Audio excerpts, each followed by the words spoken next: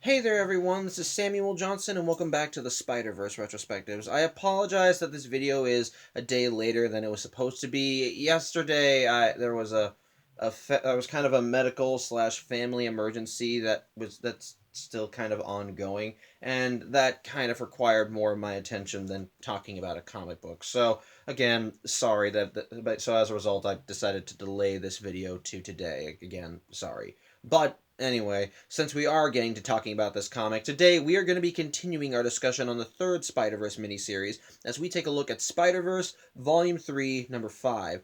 And as I promised on Thursday, the world that we're visiting for today's issue is the world of Marvel Noir, which yeah, this one's a little bit of an interesting choice of this is an interesting choice of worlds, especially since, well, this world's Spider-Man is supposed to be dead. After all, it was during the events of Spider-Geddon that Spider-Man Noir was killed by Morlun, so who exactly is Miles helping in this issue? Is it someone else who took on the mantle of Spider-Man Noir and is continuing his work? Is it someone he cares about who wound up adopting their own Spider-Sona? Hell, maybe he's working with the Noir version of Miles Morales. Nope. It's the original article. Back and better than ever. How has he been revived? Well, as he monologues, apparently after Spider-Man Noir was killed by Morlun during Spider-Geddon, he didn't exactly pass on. It turns out, much like when he first got his powers, Peter wound up getting a vision of the Spider God, who pretty much just told him that he cannot rest yet, that he still has some work to do. And upon having this vision, he wound up waking up back in his home reality, webbed up in a cocoon and alive and well. And of course, he couldn't exactly tell the other Spideys of the multiverse that he was alive, because, well, his communicator was back on his old body, and, well, that and like even then if he couldn't even then he couldn't exactly go back to get it since he had no means of dimensional travel, and as a result he just decided to pick up life from where he left off and continued his work as Spider-Man Noir, as moving away from being a journalist and deciding to open up his own private eye firm. Of course, he doesn't have the private eye for him as Spider-Man. No, that would be silly. No, he does do it as his secret identity of Peter Parker. But though, when he's alone, he does still wear the Spider-Man costume, with his mask now looking more similar to a traditional Spider-Man mask, albeit it's black with the goggles in place of the regular eye holes. But either way, yep, Spider-Man Noir is alive and well again, and of course, Miles is the one. And of course, Miles is going to be working with him. And once Miles sees that Spider-Man Noir is alive, well, he does what any good friend would do upon realizing that someone they cared about is alive again. He gives him a hug, which Spider-Man Noir is a little uncomfortable with because, well, it's the 1930s, which, yeah, they kind of do a bit of a continuity error since the motion comic took place in 1941, but this comic says it's 1933. But whatever, it's old timey, and men don't hug in that time. But either way, Miles is just happy to see Spider-Man Noir alive, especially since he admits he kind of blames himself for what happened in Noir, which I find to be a little suspect, considering that he wasn't the only Spider-Person there. But hey, let's say that maybe all the Spider people blamed themselves for that happening. After all, Spider-Man Noir wasn't the only one that bit it there, but whatever. Either way, Spider-Man Noir is happy to see Miles, though he is wondering what Miles is doing here, especially since Spider-Man Noir isn't exactly too keen to go do another multiversal team-up again, considering how things ended last time. However, Miles does say no, that's not something not something like that this time, as he goes on to talk about how the Web of Life and Destiny was destroyed, how Annie Mae Parker had to reweave a new one, and of course how Miles is looking for her while also attempting to essentially heal the web wherever he can, which is why Miles believes that he's been brought to the Marvel Noir universe. As the thing is, Spider-Man Noir did explain how he came back and about his powers and how he got him a spider idol, and Miles thinks that potentially that may be the lead he needs. After all, if the spider idol actually does tap into some ancient spider god that gave Peter his powers, then potentially, if they could find that idol again, it might be exactly what they need to tap directly into the Web of Life and Destiny and essentially both heal it and look for Annie Mae. And as such, Spider-Man Noir pretty much says, okay, he can do that, he can help him out. Though, of course, there's still the matter of trying to figure out where the statue is, since, well, Spider-Man Noir didn't exactly keep track of the thing, since, well, the statue that had the spiders that gave him his powers belonged to Norman Osborn, and Norman Osborn's dead in this reality, so it leads them to wondering who has it now.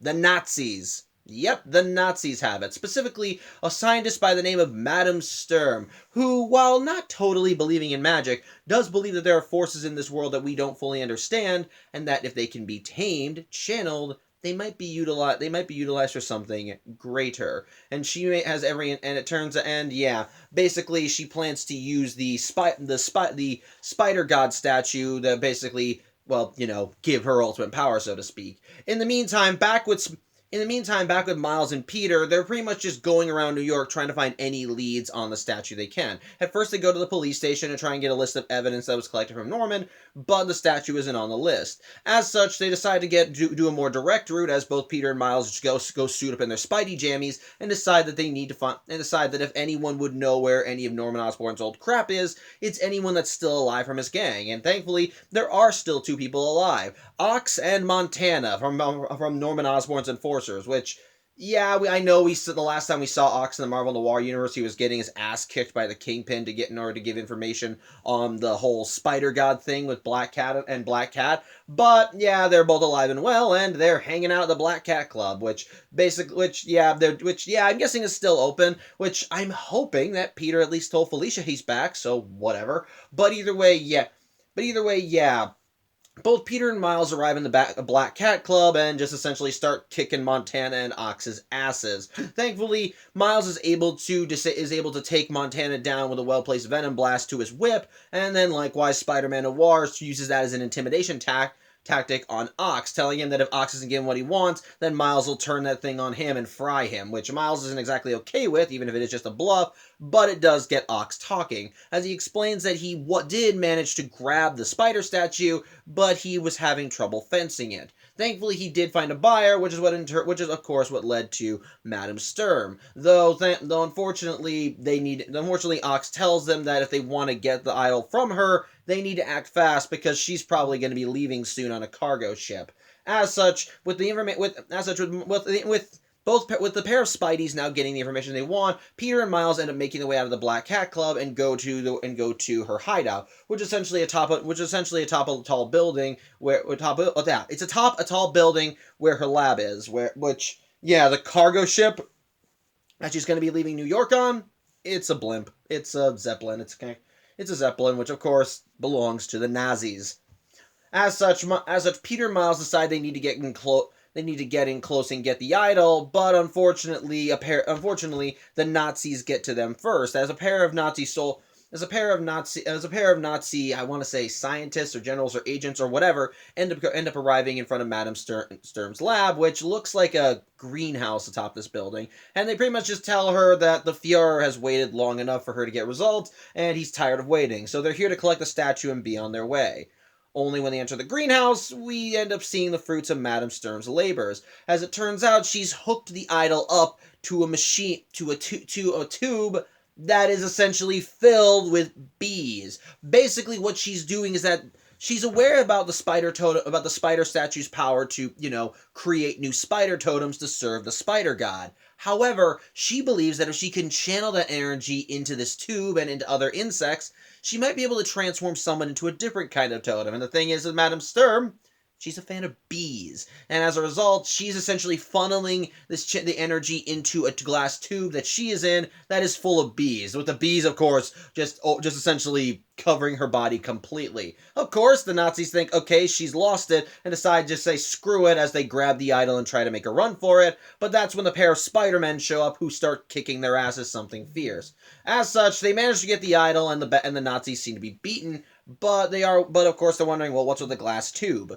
Well, they immediately get their answer as the glass tube explodes, and Madame Sturm comes out of it. The bees now essentially having become one with her body, and her eyes now looking more like a bee's eyes. She's grown wings, she looks venomous, and of course when they address her as Madame Sturm, she pretty much tells them that's not her name anymore. As from this moment forth, she is Madame Swarm. Yeah, this is the Marvel Noir version of the supervillain Swarm. And yes, I will say this right now, she is a Nazi made of bees! come on, if I hadn't said that, someone else would. The point is, yeah, the Marvel Noir universe got its own version of Swarm now, and basically Madam Swarm has every intent on fucking up both both Spider-Man. As such, Miles and Peter make a run for it, but sadly, when they bring her outside, well, she's got more bees out there, so that just makes her stronger and bigger. As such, the pair of Spideys realize that they want to take her down, they need to do it in a very big fashion. Which is when Peter gets an idea. After all, the Zeppelin is supposed to be full of helium and so forth. Or, not helium. What did he say again? Sorry, I didn't exactly write that down. I figured I'd remember it.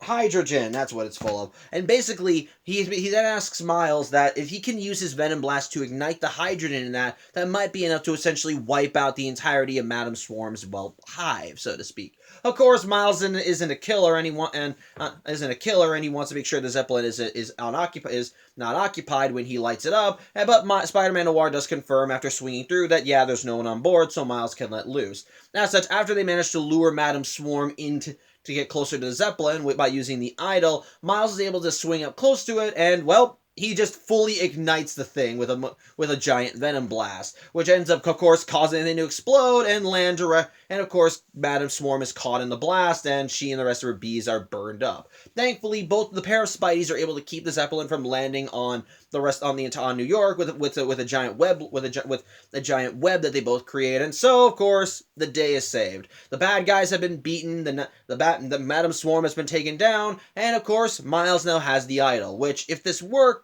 they might be able to finally find Annie May. Of course, Miles thinks that if they do this and this works, then that might also mean that if something happens to Spider-Man Noir from here on out, then he won't be able to come back. But quite frankly, Peter's okay with that. That means he's no different than anyone else, and he genuinely feels that he wouldn't deserve it anyway. He's just a guy who happens to have superpowers who just wants to do the right thing. And if he ends up having to bite it during the job, well, that's just how it goes. At least he went out doing the right thing. And as such, after Miles compliments him for how cool he sounds, eventually Miles is pulled away, leaving Spider-Man Noir alone on a rooftop. And so, yeah, that's the comic.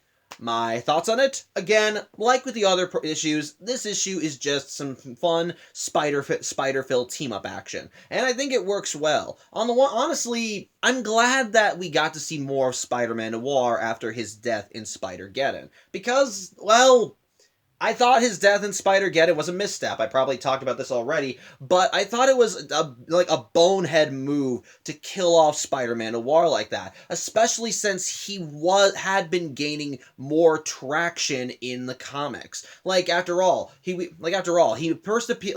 brought in for the game Spider-Man Shattered Dimensions, wherein he was one of the 4 Spideys that you could play as in that game, and then after that, he became a more prominent character in Spider-Verse, even though he was taken out halfway through the story. And then likewise, when the Web Warriors formed, he was a regular member of the team. He was able to actually do stuff. His story was able to continue from there. And as a result, it allowed us to continue. It allowed us to peek back into the Marvel Noir universe and see more of how this world's Spidey essentially developed more. We learned more about his backstory, about the rough life he had, what kind of person he was, his morals, his standing, and so forth. And ultimately, when he was killed off during Spider-Geddon, I thought that sucks. Especially since, like I said, Spider-Geddon was coming out around the same time as Spider-Man Into the Spider-Verse. And one of the Spideys that we saw in that movie was Noir, meaning that not only was he gaining more traction in the comics, but he was now a prominent character in this very popular money-making project. So essentially, yeah, Spider-Man Noir had brand recognition. So I thought it was a stupid decision to kill him off the way they did. So seeing him actually bring him back in this miniseries and explain that it was the Spider God that brought him back because the Spider God had more duties for him, I like it. I like that. It allows his story to continue and essentially allows them to, yes, continue pumping out money for him, but actually but again, it shows that despite what happened to him, his story can continue. Which I know I just said, but it's just nice to see him actually still continue getting attention. Of course, they did kind of change him a little for this issue. Basically, considering how in Into the Spider-Verse, Spider-Man Noir kind of talked more like a hard-boiled detective from the 1930s, they sort of changed up his dialogue in the comic to match that, which I understand. I get it. After all, Into the Spider-Verse is more popular, so of course, when people think of Spider-Man Noir, odds are they'll think of that. So if they want to continue drawing more people into this particular version of Spidey's story, then they need to then they're going to at least try and match it up with what they see in the movie. Mind you, they don't abandon the Spider-Man Noir continuity from here. No, no, no, no, no. After all, the events that we have in this comic are still reminiscent of the continuity from previous Spider-Man Noir stories. Peter talking about the statue that was filled with the magic spiders, one of which that bit him and gave him his powers. The whole him interrogating Ox and Montana because, well, they're part of the Goblin's gang, and, well, the Goblin was the one that last owned the spider statue. Again, I do like that they're still keeping the continuity. Hell, after this miniseries, Spider-Man Noir wound up getting another solo series. This one kind of patterned more like a treasure hunt / adventure story with a bit of noir spy themes in there and some fun Spider-Man action mixed in as well. And that story continued acknowledging the previous stories as well. Hell, that miniseries actually acknowledged that Peter's family are still aware of his secret, which if I can give a flaw to this comic in some way, that is something that it annoys me that we don't get to see the reactions of Peter's loved ones to him returning. Because after all, in the Spider-Gwen tie-ins to Spider-Geddon, Gwen did go and visit all the loved ones of Spider-Man Noir, and each of the reactions tended to vary. Mary Jane kind of seemed neutral, but was glad to have closure. Aunt May reacted with hostility over learning that not only was her nephew Spider-Man, but also was killed needlessly, which of course just made her angry and take that out on Gwen. And then likewise, Felicia Hardy was just happy that that Spider-Man story was even told at all, and was happy that Gwen was able to tell her what happened to him. So I do like that, and so I'll at least give. So at the very least, Peter still had loved ones that missed him and would probably be happy to see him again. The problem is, though, with his revival in this miniseries, we don't really get to see their reactions. I mean, imagine what would happen if Peter walked up to his Aunt May's house and then said, "Hey, Aunt May," and she was all happy and excited, and then just imagine just how that would be. Because the thing is, going to this next Spider-Man Noir miniseries, which is collected in the trade, Twilight in Babylon, basically, like I said, it's clear that his families and friends still know he's Spider-Man, and they're thankful that they have him back. And in this case, with Aunt May knowing that Peter is Spider-Man and knowing why he does what he does, she's a lot more supportive of him now, as she's at least glad that he's trying to use his powers for the right thing. It's just that we don't really get that in this story, which maybe that's the whole point. After all, this story isn't meant to examine Spider-Man Noir's individual story. It's just meant to establish that he's been brought back, while also featuring him in a team-up between him and Miles as they deal with some more of his universe's shenanigans, while also trying to deal with a potential multiversal crisis. So I understand why that stuff wouldn't be in there. It's just that considering how Peter's loved ones reacted when they learned he died during Spider-Geddon, I think it would have been nice if we actually saw that reunion, even if it was just like a snippet of it. Like maybe just have a panel of him meeting his Aunt May again and her reacting like, "Oh my God, Peter!" Like that would have been lovely. I think that would have been nice. Give them some nice closure. But instead, it's literally just Peter brought back, and we don't really get any answer to how Peter's loved ones react to his revival until the next miniseries.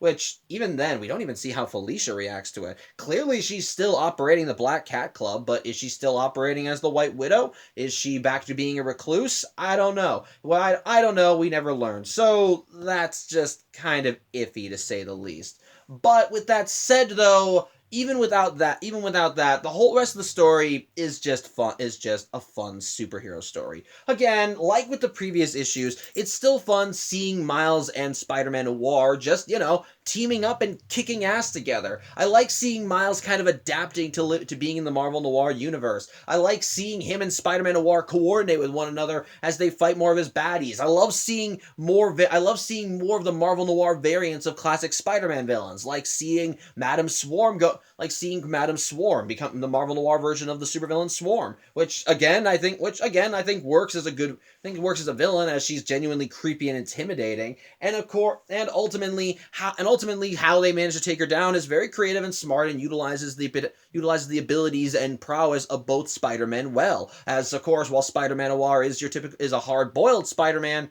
he's still a Peter Parker, and even before he became Spider-Man, he was very well learned and had a scientific mind. So of course he would kind of understand the whole hydrogen thing, and of course Miles with his Venom Blast would be able to set it all in motion. Again, that's smart thinking, and I like that. And of course, which also leads to some, of course, fun Spider-Man action as we see them swinging around, flipping, kicking ass, and taking names. It's still a lot of fun. And of course, something that this issue has over the others, we get a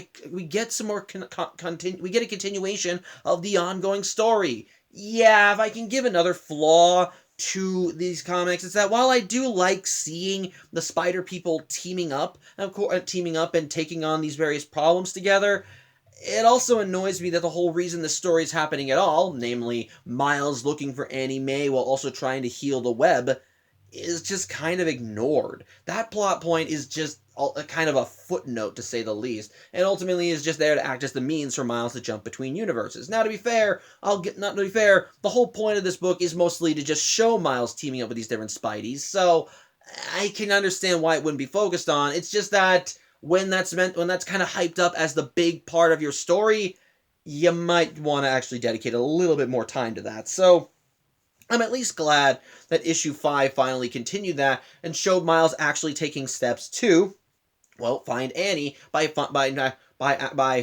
actively, with him and Spider-Man Noir actively hunting the spider statue. I like that. It's nice, and it's fun to at least see the story continued. So again, overall, it is a fun story. Though, of course, something I forgot to mention are, of course, the fan-submitted Spideys in the back of the comic, which in this comic's case are Spider Ramen. Yes, you are not. Yes, you are. Your eyes are not deceiving you. That is a giant bowl of living ramen. Spider Spy, a version of Peter Parker called Pierce Parker, who got spider powers on one of his missions and who utilizes them in his spy work as a super spy. And then finally, Spider Wool. Sorry, there we go. Spider Wool, whose main gimmick is that she comes from a long line of shepherds, and not only does she have the standard spider powers, but she has exceptional hearing and can communicate with animals. She's very stubborn. So that allows her to keep on fighting. Plus, she likes playing the banjo. Again, all of them are nice. Spider Ramen! The ridiculousness of that alone makes me love it. Spider Spy, pretty cool concept. And what was it? I just showed her too. And Spider Wool, fun. Honest, again, goofy but fun. A little goofy, but definitely fun and enjoyable and unique. So again, nice stuff. So on the whole, I do think issue 5 is a pretty good issue. Like I said, it contains the same amount of fun and action-packed storytelling that we got from the previous issues. It's fun to see. It's cool to see Spider-Man Noir be revived, even if I would like to see a little bit more of his universe and how his loved ones react to him coming back. I do like seeing more of the Marvel Noir variants of certain supervillains, like with the introduction of Madame Swarm. I do like seeing Miles and Peter coordinate with one another to take her down and ultimately find the statue. And I do like seeing Miles actively taking steps in this issue to find Annie Mae and heal the web. So on the whole, again, pretty solid issue, pretty enjoyable, and I'm glad that it brought back Spider-Man Noir. So yeah, that's about it. I thank you for watching. I'm Samuel Johnson, and I hope to see you on Tuesday as we wrap up this mini-series and we finally see where Annie Mae has been hiding this whole time. So till then, I hope you have a good Sunday, and take care.